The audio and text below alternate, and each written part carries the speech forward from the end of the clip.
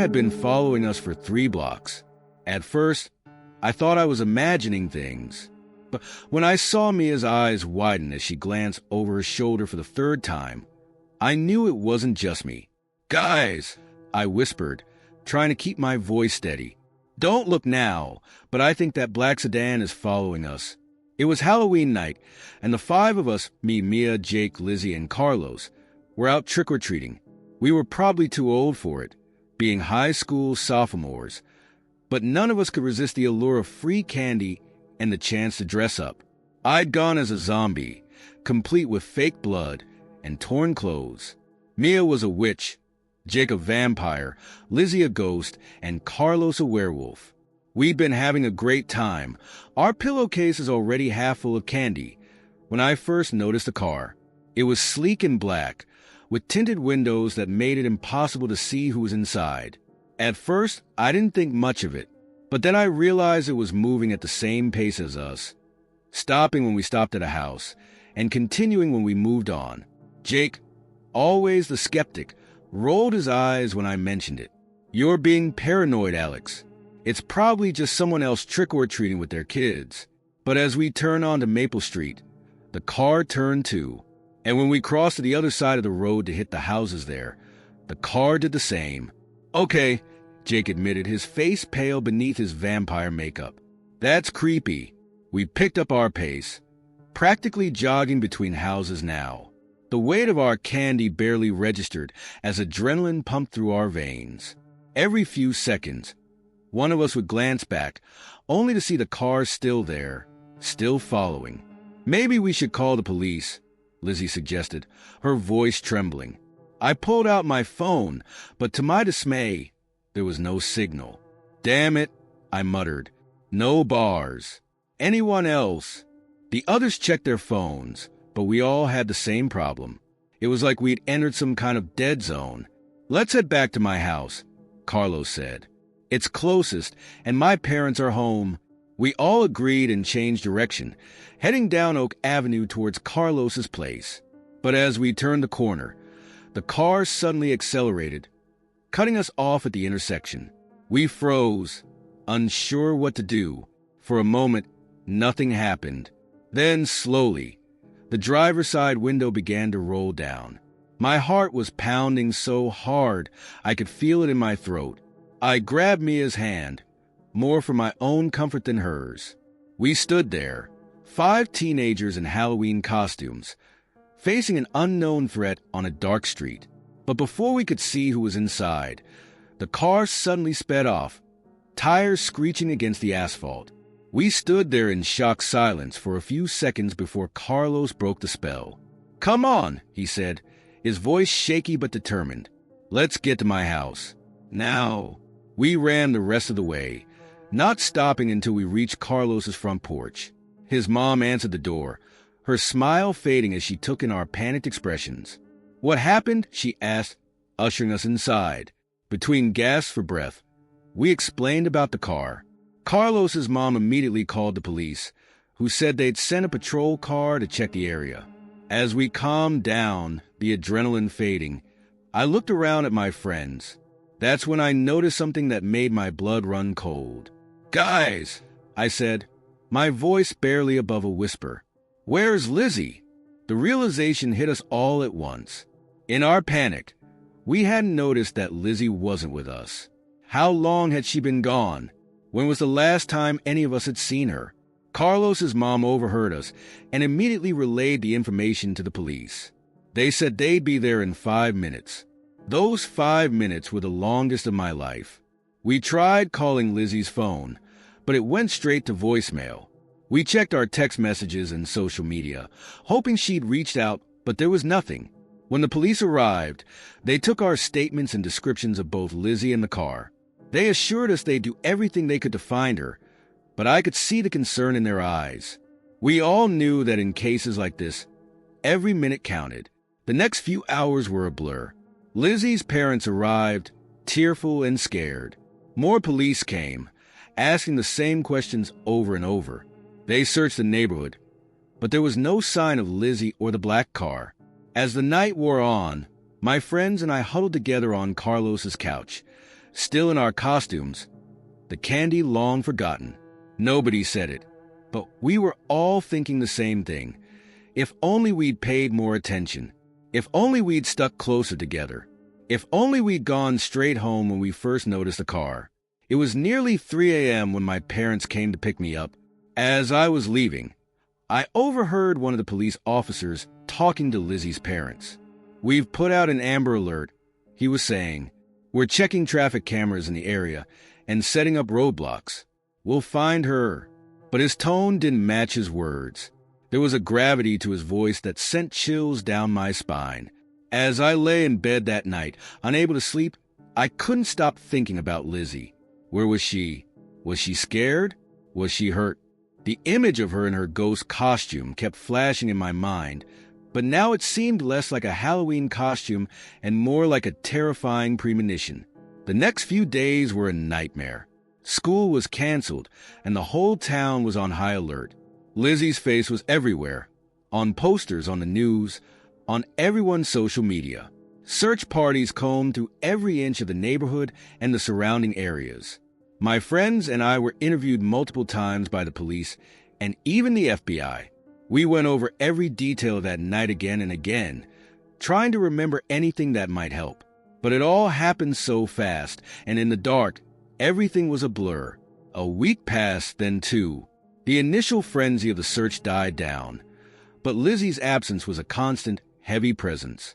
Every time I walked past her locker at school, every time I saw her empty seat in class, it hit me all over again. We tried to stay hopeful. We told ourselves that no news was good news, that if the worst had happened, they would have found something by now. But as the days turned into weeks and the weeks into a month, it became harder to believe. The police never found the black car. There were no witnesses, no camera footage, nothing. It was like Lizzie and the car had vanished into thin air. As time passed, life tried to return to normal, but it never really did. How could it? One of us was missing, taken on a night that was supposed to be about fun and candy and dressing up.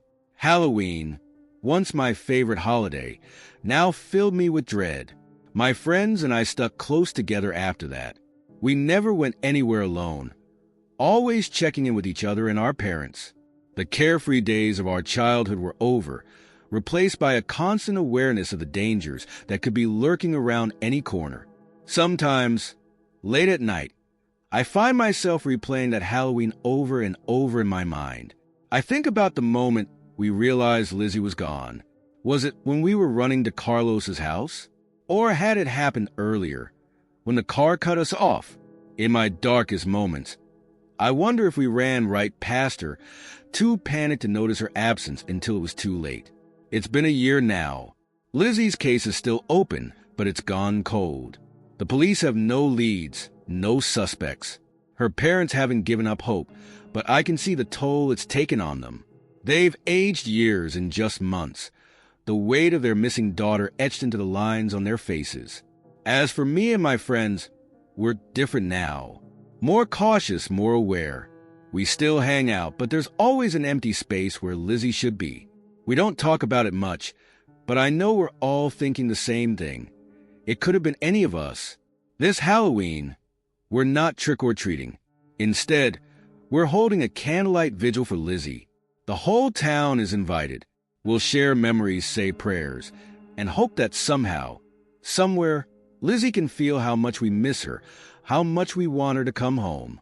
And as I stand there, holding my candle and remembering my friend, I'll be scanning the streets, looking for a black sedan with tinted windows. Because even though a year has passed, a part of me is still on that street corner, watching the car drive away, not knowing that it's taking a piece of our lives with it. I don't know if we'll ever find out what happened to Lizzie, but I do know this, that Halloween changed us forever. It taught us that sometimes the real monsters aren't the ones in costumes. They're the ones hiding in plain sight, waiting for the perfect moment to strike. So this Halloween, hold your friends close. Keep an eye out for each other. And if you see a black sedan following you, don't wait. Run. Run like your life depends on it. Because sometimes it does. The candy wrapper crinkled as I unfolded it, revealing a message that made my blood run cold. "We've been watching you, Ethan. My name. My actual name. This wasn't a generic Halloween prank. This was personal. I'm Ethan Collins, and I was 11 years old when Halloween changed from a night of fun to the beginning of a nightmare. It started innocently enough. I was out trick-or-treating with my best friend, Jake. We were both dressed as superheroes, capes fluttering behind us as we raced from house to house, our pillowcases growing heavier with each stop. The first strange candy appeared about an hour into our route. We'd just left the Andersons' house. They always gave out full-size candy bars, so their place was a must-visit every year. I reached into my bag, fishing for a Snickers, when my hand closed around something different. It was a piece of hard candy, wrapped in plain white paper. Curious, I unwrapped it. That's when I saw the message. My hands shook as I showed it to Jake. "Dude, that's creepy," he said, his eyes wide behind his mask. Maybe it's just a coincidence. I wanted to believe him, but something felt off. "Let's keep going," I said, trying to sound braver than I felt. "It's probably nothing." We continued our rounds, but I couldn't shake the uneasy feeling in my stomach. It wasn't just a sugar rush anymore. Every house we visited, I found myself scanning the faces of the adults, wondering if they were the ones who had slipped me the message. 3 houses later, it happened again. Another white-wrapped candy. Another message. "Your red cape looks great on you." I felt a chill run down my spine. This was no coincidence. Jake noticed my face pale. "Another one?" he asked. I nodded, showing him the wrapper. "Maybe we should go home," he suggested, but I shook my head. I was scared, sure, but I was also curious. And isn't that always how these stories start? We pressed on, my heart racing every time I reached into my bag. The next message came 4 houses later. "We like your friend Jake too." Now Jake was as freaked out as I was. We stood under a streetlight, debating what to do. "We should tell your parents," Jake said, his voice quivering slightly. I hesitated. My parents were at a Halloween party. They'd trusted me to go out with Jake, had finally deemed me old enough to trick-or-treat without adult supervision. If I called them now, would they ever trust me again? "Let's just finish the block," I said. "Then we'll go back to my house and call them." Jake reluctantly agreed, and we set off again. But now, every shadow seemed menacing. Every rustle of leaves made us jump. The fun of Halloween had been replaced by a creeping dread. 2 more houses, 2 more messages. "You live at 1242 Maple Street. Your bedroom is on the 2nd floor, facing the backyard." With each new piece of candy, the messages became more specific, more terrifying. They knew where I lived. They knew details about my house. We were almost running now, barely pausing at each house to grab the candy being offered. I was scanning every yard, every parked car, looking for anyone who might be watching us. But the street seemed normal. Other kids in costumes laughed and played. Parents chatted on front porches. Nothing seemed out of place, yet everything felt wrong. The last house on the block was the Johnsons. Mrs. Johnson smiled as she dropped candy into our bags. "Having fun, boys?" she asked. We nodded mutely, no longer in the mood for our usual cheerful trick or treat. As we turned to leave, Mr. Johnson appeared in the doorway. "Oh, Ethan," he called out. "You dropped this." My heart nearly stopped as he held out a small, white-wrapped candy. With trembling hands, I took it, mumbling a thank you. Jake and I hurried down the driveway, not stopping until we were under the next streetlight. I unwrapped the candy, my fingers clumsy with fear. The message inside made my stomach lurch. Final piece. "Come alone to the old oak in Miller's Park at midnight if you want to save your family." Jake read it over my shoulder, his face pale in the yellow light. "We have to tell someone," he said. "This is serious, Ethan." I nodded, too scared to speak. We ran back to my house, our heavy bags of candy forgotten, left behind on the sidewalk. As soon as we burst through the front door, I called my parents. Through tears and gasps, I explained what had happened. They rushed home, and soon our living room was filled with police officers. I emptied my pockets, showing them the messages. They asked questions, took notes, made calls. Words like investigation and protection detail floated around the room. As midnight approached, the tension in the house was unbearable. More police arrived, some in uniform, others in plain clothes. They set up a perimeter around Miller's Park, hidden in the shadows waiting. I sat on the couch, my parents on either side of me, their arms around my shoulders. Jake had been taken home by his parents, but he kept texting me, asking for updates. The clock ticked closer to midnight, each second feeling like an eternity.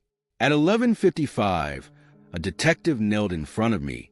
"Ethan," he said gently, "we're going to keep you and your family safe, but we need to know who's behind this. Is there anyone you can think of who might want to scare you or your family?" I shook my head, my mind blank with fear. Who would do this? And why? Midnight came and went. The police at the park reported no activity. No one showed up at the old oak tree. As the hours passed, the number of officers in our house dwindled, but a few remained watchful and alert. I didn't sleep that night. Every time I closed my eyes, I saw those messages, the words burning behind my eyelids. Who was watching us? How did they know so much? The next few days were a blur of police interviews, worried conversations, and sleepless nights. Halloween decorations came down around the neighborhood, but the fear lingered. I jumped at every sound, peered around every corner. School became a refuge. At least there, surrounded by friends and teachers, I felt somewhat normal. A week passed, then two. The police found no leads. The candy wrappers yielded no fingerprints, no DNA. It was as if the messages had appeared out of thin air. My parents tried to maintain a sense of normalcy, but I could see the worry in their eyes, hear the extra locks they installed clicking shut each night. It was almost Thanksgiving when the letter arrived. No return address, just our home address written in neat block letters. My mom opened it with shaking hands, my dad and I peering over her shoulder. Inside was a single sheet of paper. The message was short, but it made my blood run cold. "Ethan, you passed the test. We'll be in touch when you're older. Stay vigilant." The police were called again, but like before, there were no clues, no leads. Just more questions, more fear. Years have passed since that Halloween, and we never did find out who was behind the messages. We moved away from that town, changed our phone numbers, tried to start fresh. But the memory lingers, a shadow that never quite fades. I'm in college now, studying psychology. I tell myself it's because I want to understand people, to help them. But deep down, I know it's because I'm still trying to understand what happened that night.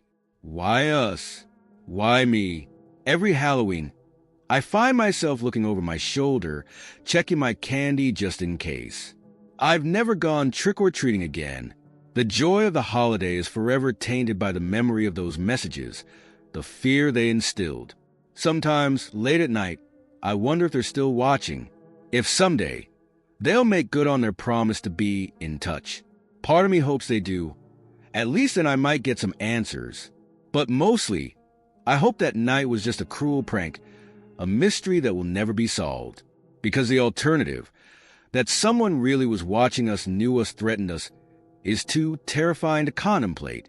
It turns the world into a place where not even home is safe, where danger could be lurking behind any friendly face. So this Halloween, as you go out trick-or-treating, take a moment to really look at your candy. And if you find a strange message wrapped around a piece of hard candy, remember my story. Because sometimes the scariest monsters aren't the ones in costumes. They're the ones hiding in plain sight, leaving breadcrumb trails of fear in innocent pillowcases. And they might just know your name.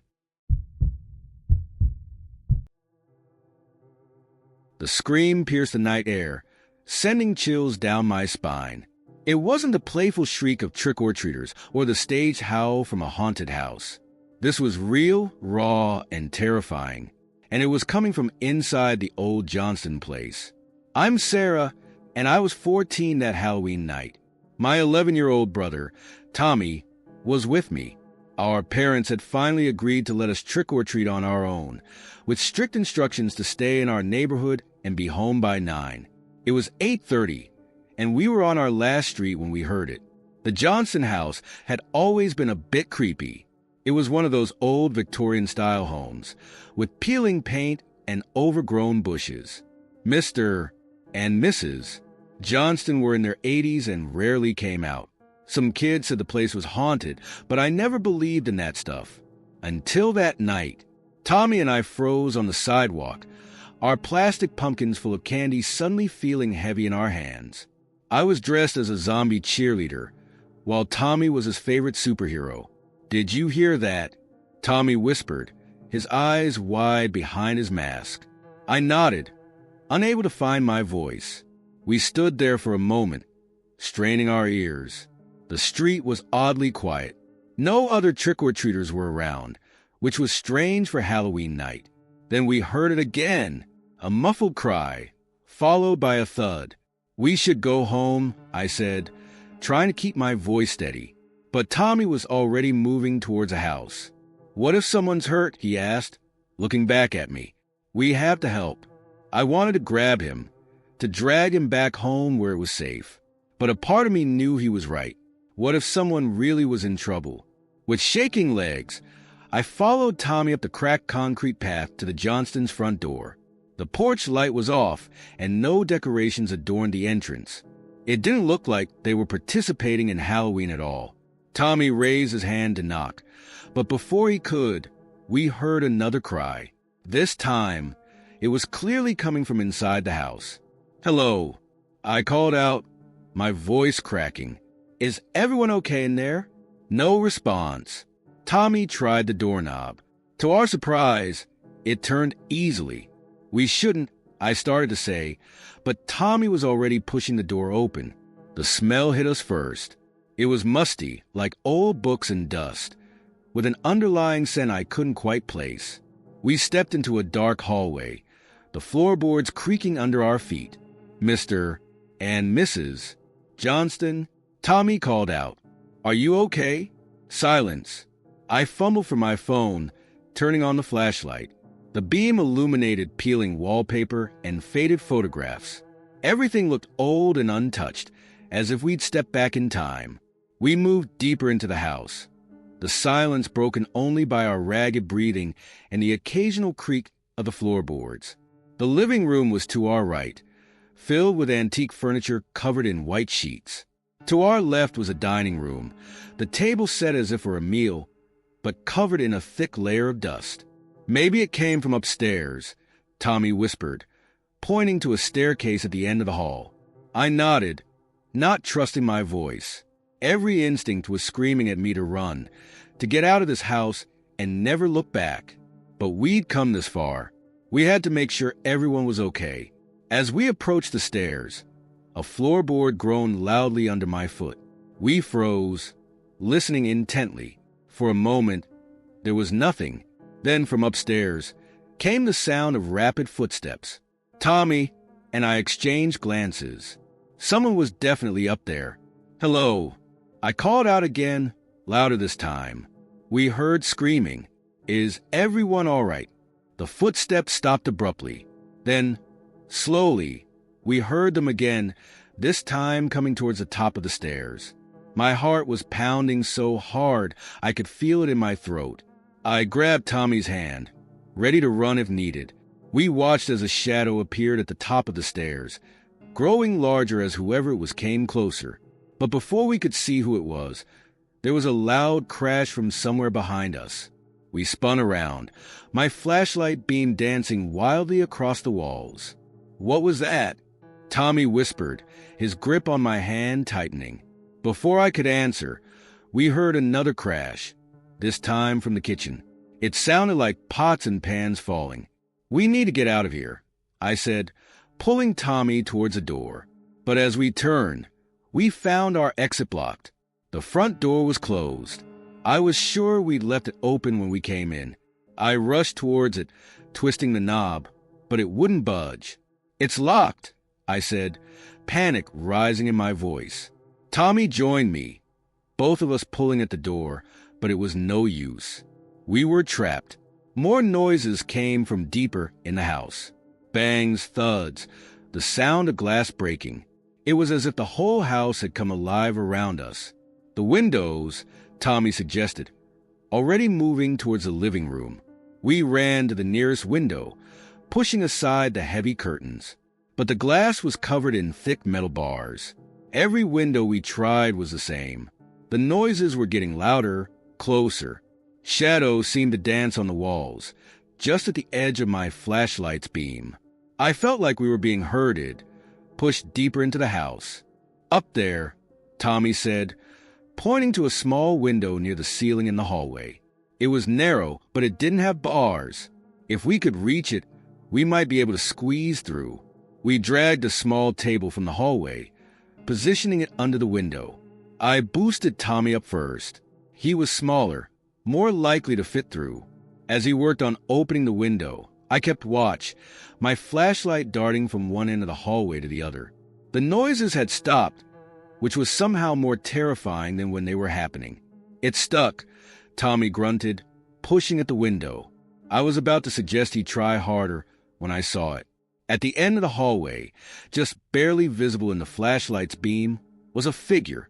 It was tall, unnaturally so, and it seemed to be swaying slightly. "Tommy," I whispered, unable to take my eyes off the figure. "Hurry." The figure took a step forward, then another. It was coming towards us. I heard a pop and a rush of cool air. Tommy had gotten the window open. "Come on," he called, reaching down to help pull me up. I scrambled onto the table, my eyes still fixed on the approaching figure. It was closer now, close enough that I could make out more details. But what I saw didn't make sense. It wasn't one tall figure, but two people, one standing on the shoulders of another, covered in a long, dark cloth. As I pulled myself up to the window, the cloth fell away. I found myself staring into the grinning faces of two boys, probably a few years older than me. They were laughing. "Got you." One of them called out as Tommy and I tumbled out of the window onto the overgrown grass of the side yard. We lay there for a moment, gasping for air, our hearts racing. From inside, we could hear more laughter and the sound of voices. Slowly, the realization dawned on me. It had all been a prank, a very elaborate, very scary prank.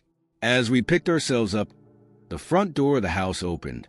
A group of teenagers spilled out, all of them laughing and congratulating each other. I recognized a few of them from the high school. One of them, a tall boy with shaggy hair, approached us. "Hey, you two okay? Sorry if we scared you too bad. It was just a bit of Halloween fun." I wanted to be angry. We'd been terrified, genuinely afraid for our lives. But as the adrenaline faded, I found myself starting to laugh. It was a shaky, slightly hysterical laugh, but a laugh nonetheless. Tommy, on the other hand, was furious. "That wasn't funny," he yelled, his face red beneath his mask. "We thought someone was really hurt." The older boy had the decency to look ashamed. "Yeah, we might have taken it a bit too far. How about we walk you two home to make up for it?" I nodded, still too shaken to speak properly. As we walked home, escorted by a couple of the pranksters, the full weight of what happened started to sink in. We'd been so ready to believe in real danger, in something supernatural. But the real scare had come from something much more mundane. People. That Halloween changed something in me. I realized that the scariest things aren't always ghosts or monsters. Sometimes, they're the stories we tell ourselves, the way our minds can twist reality into something terrifying. As we reached our house, I turned to Tommy. "Let's not tell Mom and Dad about this, okay?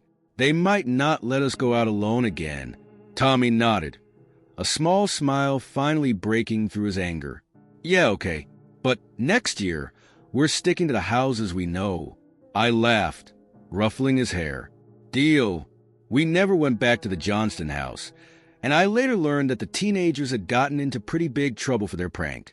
But every Halloween, I think back to that night, to the fear, yes, but also to the realization that followed. The world can be a scary place, full of unknown dangers. But sometimes, the biggest frights come from our own imaginations. And in the end, that's what Halloween is all about, isn't it? The thrill of being scared, knowing that when the night is over, we can laugh about it and go back to our normal lives. At least, that's what I tell myself every time I hear an unexpected scream on Halloween night.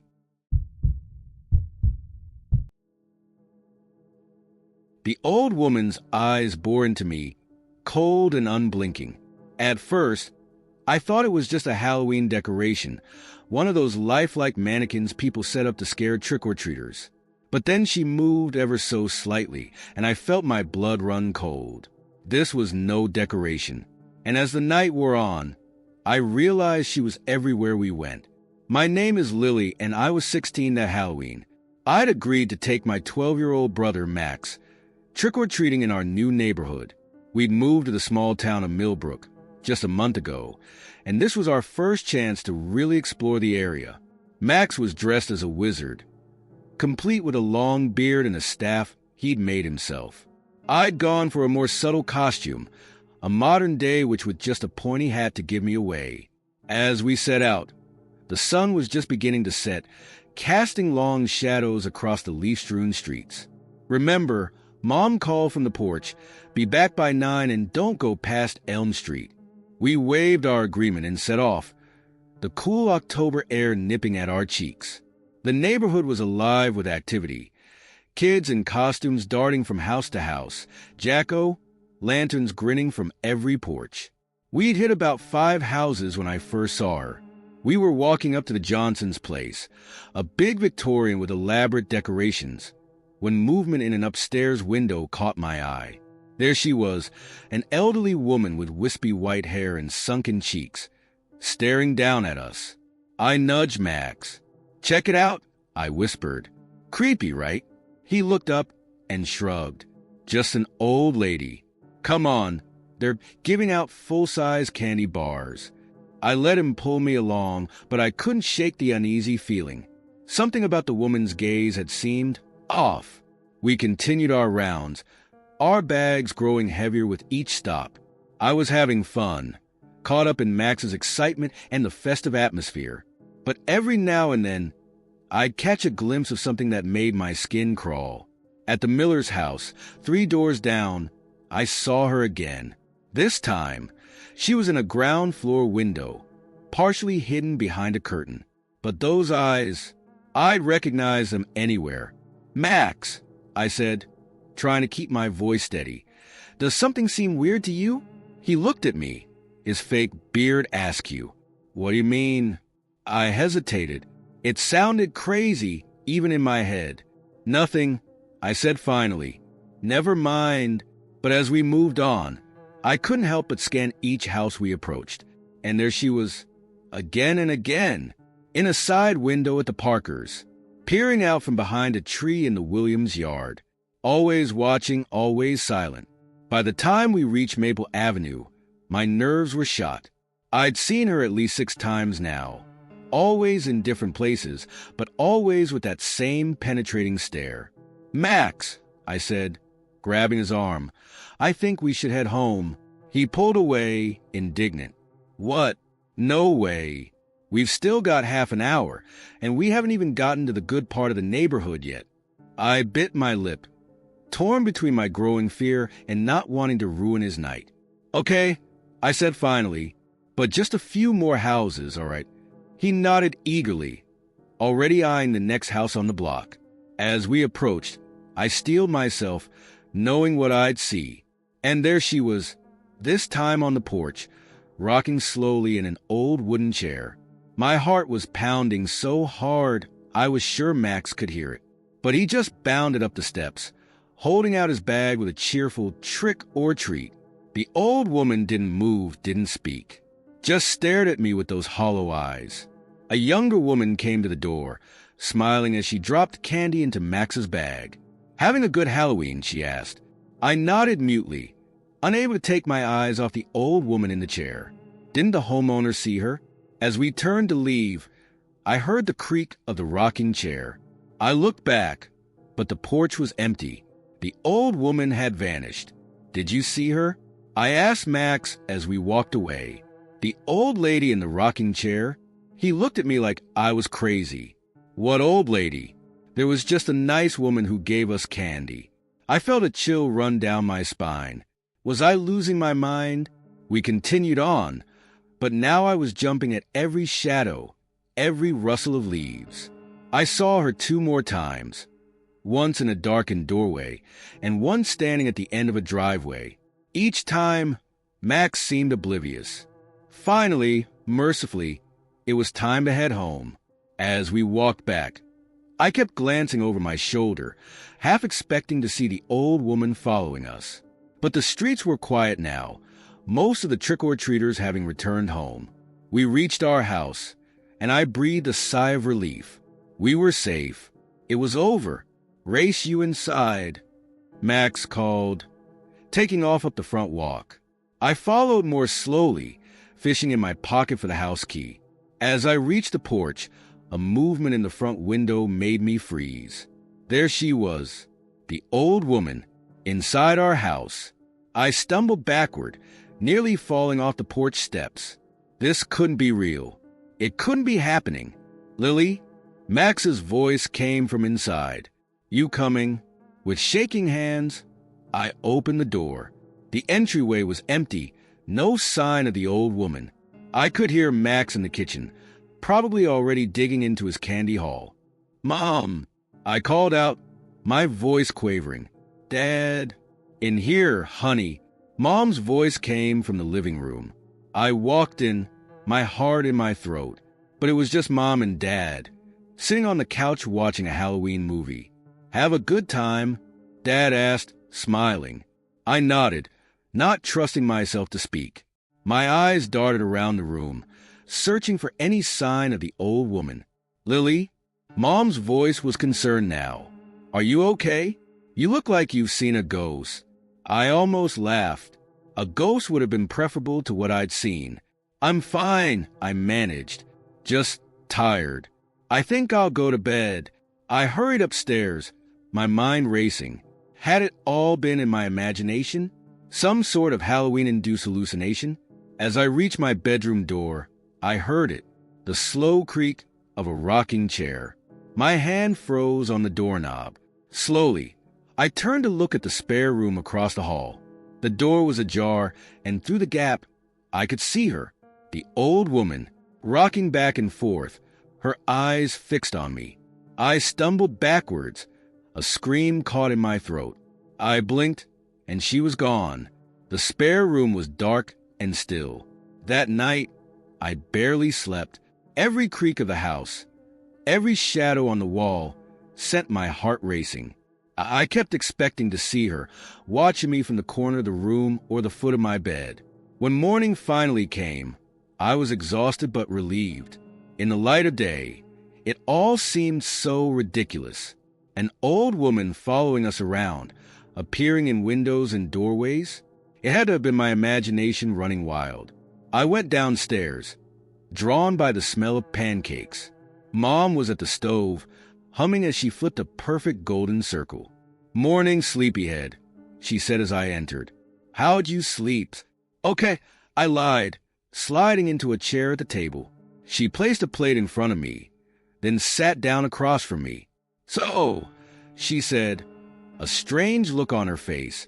Do you want to tell me about the old woman you kept seeing last night? I froze, a forkful of pancake halfway to my mouth. What? Mom smiled, but it was a sad smile.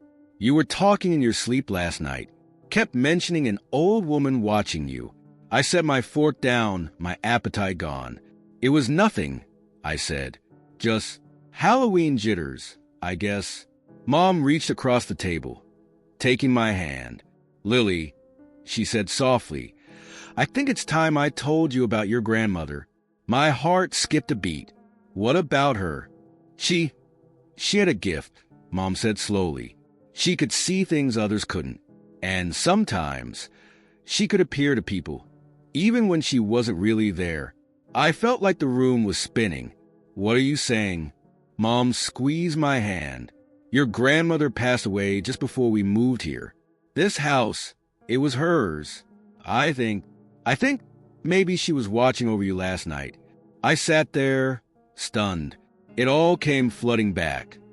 The constant appearances, the way no one else seemed to see her, the familiar yet unsettling presence. But why? I finally managed to ask, "Why would she do that?" Mom smiled, and this time it reached her eyes. "To protect you, I think. To make sure you were safe in her old neighborhood. And maybe to let you know that she's still with us, in her own way." I nodded slowly, processing this information. It was terrifying, yes, but also comforting in a strange way. The idea that we had a guardian watching over us. As I finished my breakfast, I glanced out the kitchen window. For just a moment, I thought I saw a familiar figure standing under the old oak tree in our backyard. But when I blinked, she was gone. I smiled to myself. "Happy Halloween, Grandma," I whispered. "And thank you." From that day on, Halloween took on a new meaning for me. It wasn't just about candy and costumes anymore. It was a night when the veil between worlds thinned, when those we've lost might reach out to us. A night of fear, yes, but also of connection and protection.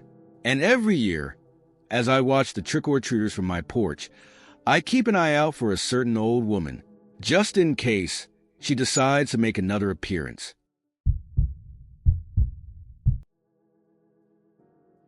The moment we stepped onto Sycamore Street, I knew something was off.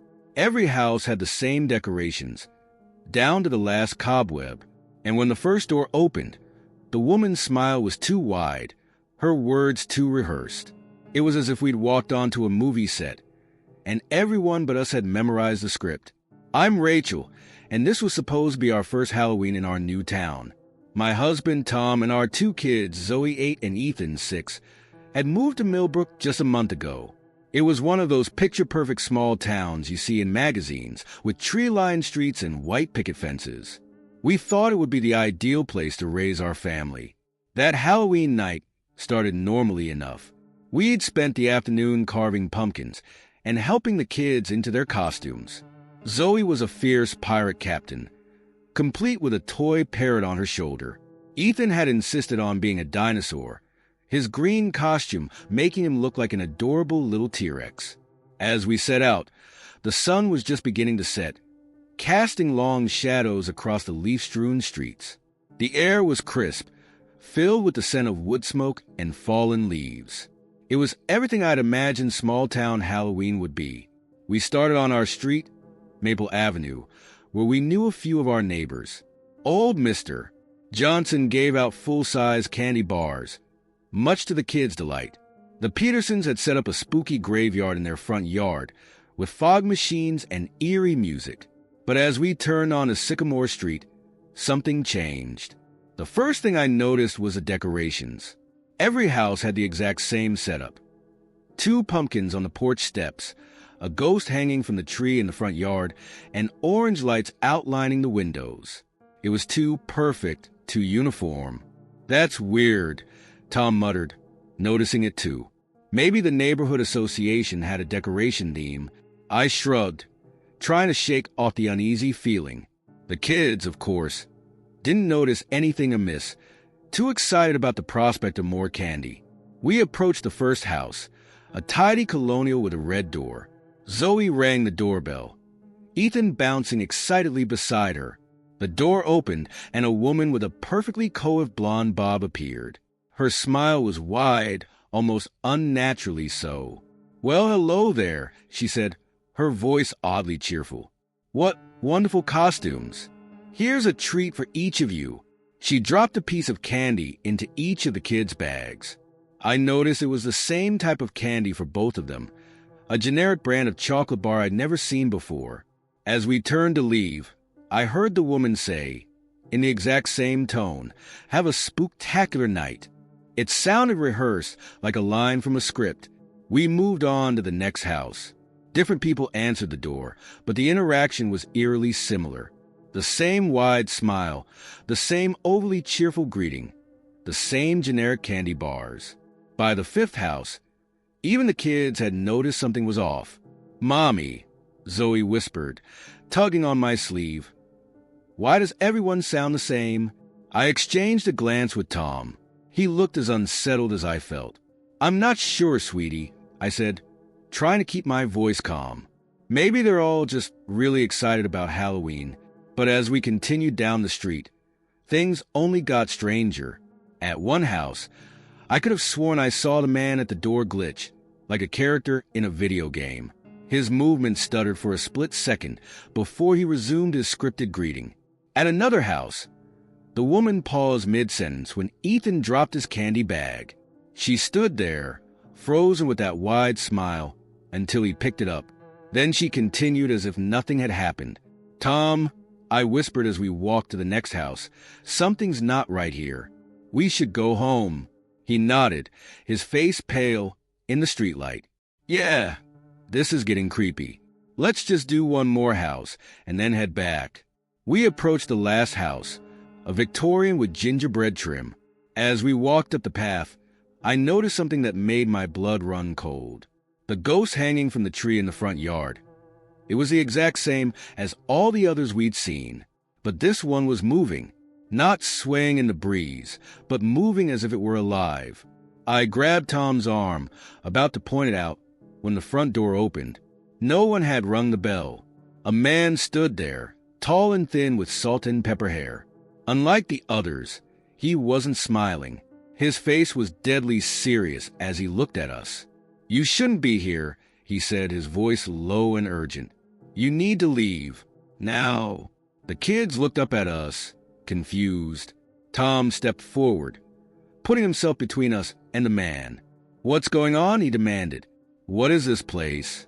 The man glanced over his shoulder, as if checking to see if anyone was listening. "There's no time to explain. Just know that you and your family are in danger. You need to get out of Millbrook. Tonight." A chill ran down my spine. "What do you mean? We live here. We can't just dash," he cut me off. "You don't understand. This isn't a real town. None of this is real.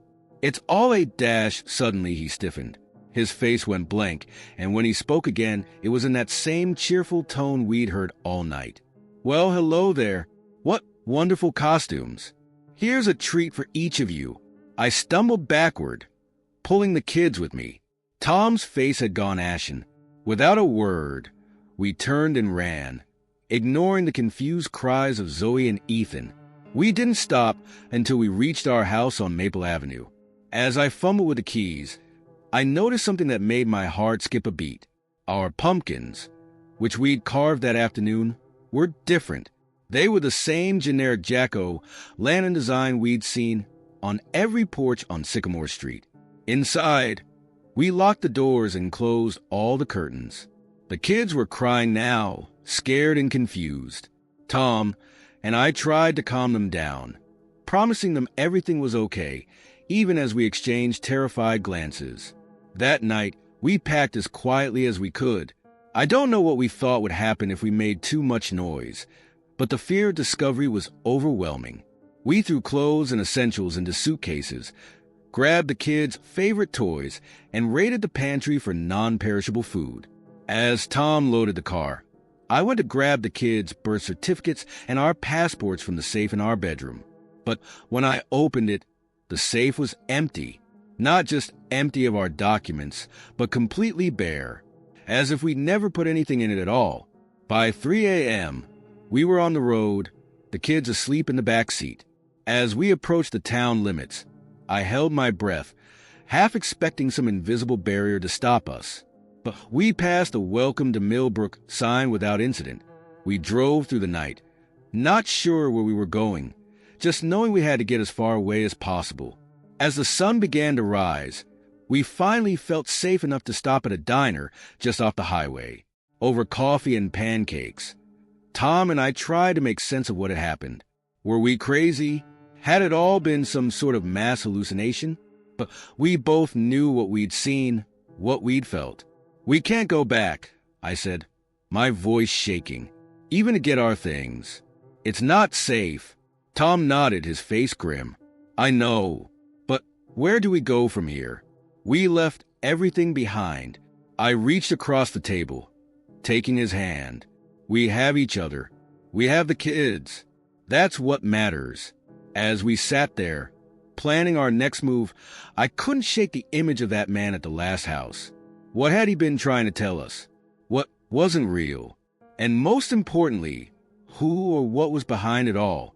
We never did find answers to those questions.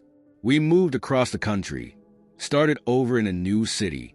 We told people we'd left Millbrook for job opportunities, never mentioning the truth about that Halloween night.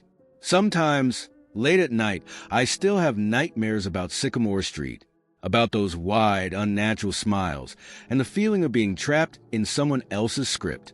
And sometimes, I catch myself wondering if where we are now is really real, or if it's just another perfect facade hiding something sinister. But then I look at Tom, at Zoe and Ethan growing up happy and safe, and I push those thoughts away. This is our reality now, and whatever Millbrook was, whatever it was trying to do, we escaped. Yet every Halloween, as I watch our kids trick-or-treat in our new neighborhood, I can't help but scan the houses, looking for any sign of too perfect uniformity. And I always check the candy before letting them eat it, because now I know that sometimes the scariest things aren't ghosts or monsters. Sometimes they're the things that seem too perfect, too scripted. The places and people that try too hard to convince you everything is normal. And sometimes the bravest thing you can do is recognize when something isn't right, grab hold of the people you love, and run.